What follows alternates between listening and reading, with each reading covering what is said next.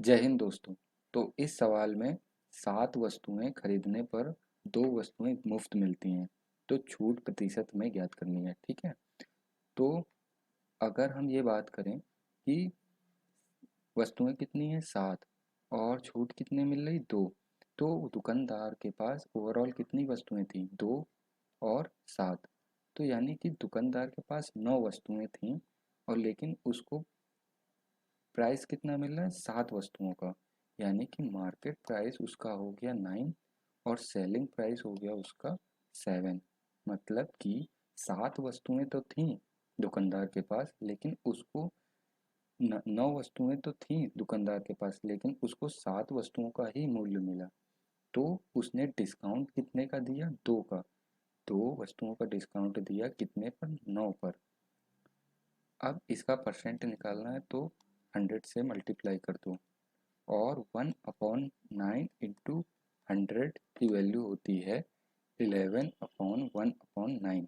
11 सही 1/9, तो 2 इंटू 11 सही 1/9 ओवरऑल वैल्यू हो गई। तो इसका जब मल्टीप्लाई करेंगे तो 22 सही 2/9% आ जाएगा।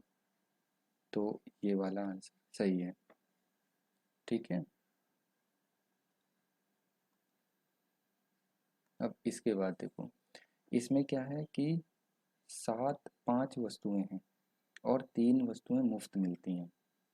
तो अगर हम ये बात करें कि कितना डिस्काउंट मिल रहा है, ओवरऑल कितनी वस्तुएं हैं 8 वस्तुएं हैं और 8 वस्तुओं पर डिस्काउंट कितने का मिल रहा है 3 का मिल रहा है, ठीक है।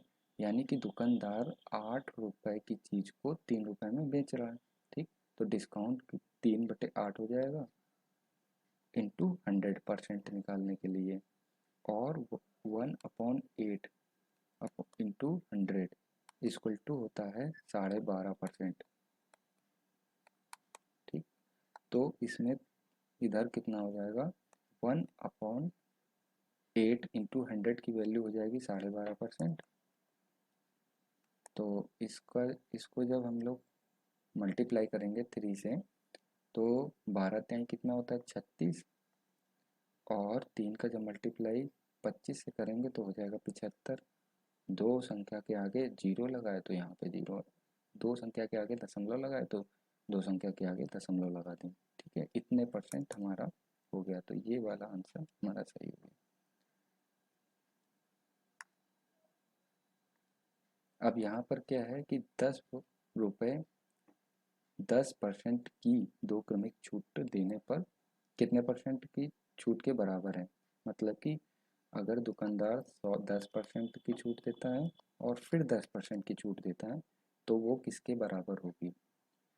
तो मानो कि जैसे हमारे पास, अगर हमें डिस्काउंट निकालना है, तो जैसे हमारे पास सपोज करो 100 रुपये हैं, ठीक है। 100 रुपये की वस्तु है, तो हमें 10% का डिस्काउंट मिला, तो हमें अब उसको कितने रुपए देने पड़ेंगे 90। कितने पर 100 रुपये पर, ठीक है। 100 रुपये की जगह अब उसके बाद फिर 10% का छूट मिल रही है, तो 10% का डिस्काउंट देंगे तो हमें कितने रुपए देने पड़ेंगे 90। कितने पर, कितने की जगह पे 100 रुपये की जगह पर। तो ये 100 से 100 कट जाएगा और 0 से 0 ये कट जाएगा, ठीक है। अब क्या है 9 × 9 कितना हो जाएगा 81, ठीक। तो यानी कि इतने रुपए की वस्तु हमें मिलेगी, 100 रुपए की चीज़ हमें 81 रुपए की पड़ेगी। तो अब अगर हम परसेंटेज की बात करें, डिस्काउंट इसमें कितने का मिला, 100 रुपए की चीज़ 81 रुपए में मिली, 81 रुपए में मिली। तो जब 81 में मिली तो हमें सी सिंपल सी बात है 19% का लाभ हुआ, ठीक। 19% का लाभ हुआ,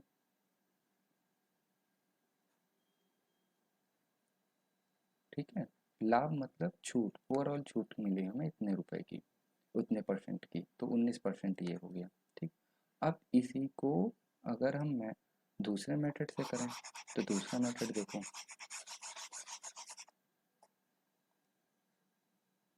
दूसरे मेथड में क्या है कि हमारे पास 10% की एक छूट है और दूसरी छूट 10% की है। तो इसके लिए एक फार्मूला लगा देते हैं, a plus B minus A B upon 100। ठीक, अब a की वैल्यू कितनी होगी 10 पहली छूट, b दूसरी छूट 10। अब उसके बाद a और a का मल्टीप्लाई कर दो, 10 इंटू ए और b का मल्टीप्लाई 10 इंटू 10 अपॉन 100।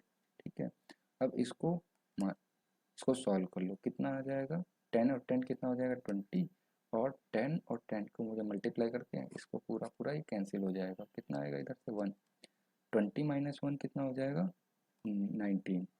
ठीक है, तो ये हमारा एकल छूट 19 के बराबर हो गई। दूसरा सवाल देखो,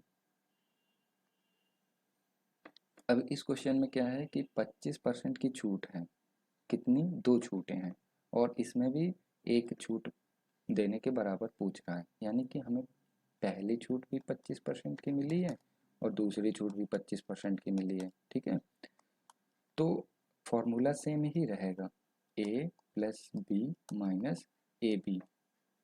अब यहाँ पर a का मतलब पहली छूट और b का मतलब दूसरी छूट अपॉन 100 यहाँ पर होता है। ठीक है, ये 25 इंटू 25 अपॉन 100, 25 कितना हो जाएगा 50 माइनस 25 इंटू 25 करोगे तो 625 बटे में 100।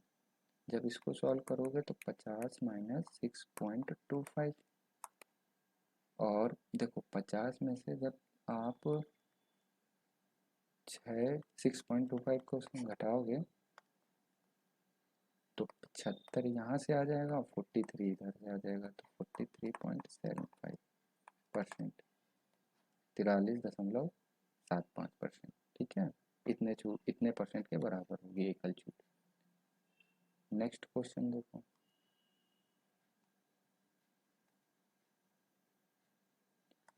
अब इसमें क्या है कि दो वस्तुओं को इसमें वस्तु भी ऐड कर दी है और 12% की अतिरिक्त छूट भी दी है।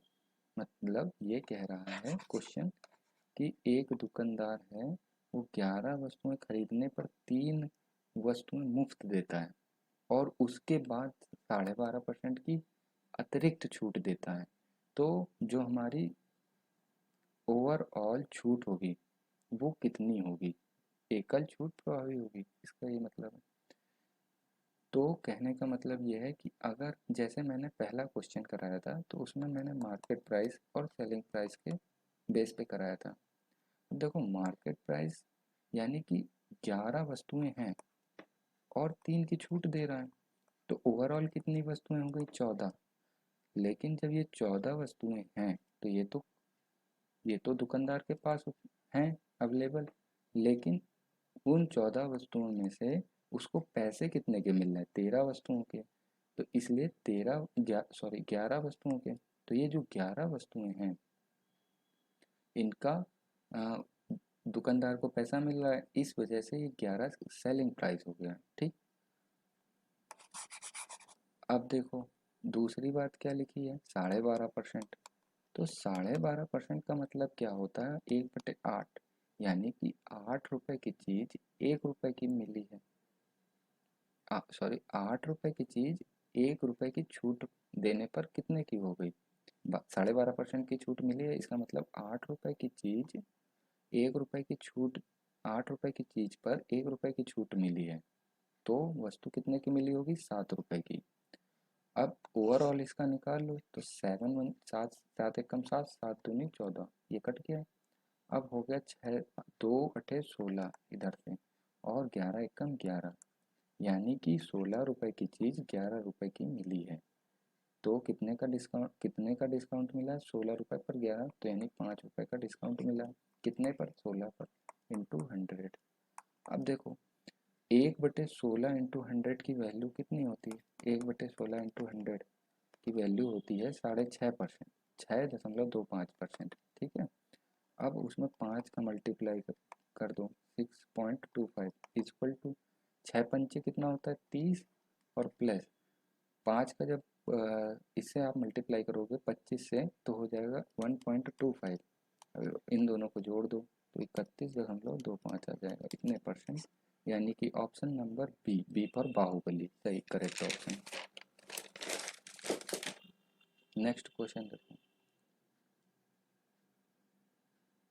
अब देखो सेम कॉन्सेप्ट, इसमें भी वही लगना है कि एक दुकानदार है, ठीक है, और उस दुकानदार ने 10% की छूट दी है, 20% की छूट दी है, क्रमिक छूट है, यानी कि पहले उसने 10% की छूट दी है और उसके बाद फिर उसने 20% की छूट दी।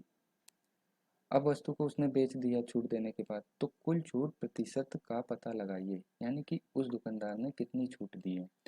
पहले 10%, यानी ये फॉर्मूला से अगर हम करें तो सिंपल होगा, ए प्लस बी फॉर्मूला, ए माइनस ए प्लस बी माइनस ए इंटू बी अपॉन 100, ठीक है। अब ए हमारा पहली छूट होता है, तो ए बराबर 10 हो जाएगा, बी बराबर 20, और ए की जगह 10 रख दो, बी की जगह 20 अपॉन 100। ये आपका कैंसिल हो जाएगा, और 10 और 20 कितना हो जाएगा, 30, दो एकम दो, तो कितना हो जाएगा 30 माइनस 2 यानी 28, यानी कि 28% की आपको छूट मिली है। तो 28% किसमें है, सी, सी फॉर कैट, 28 वाला आपका आंसर सही है। Thank you.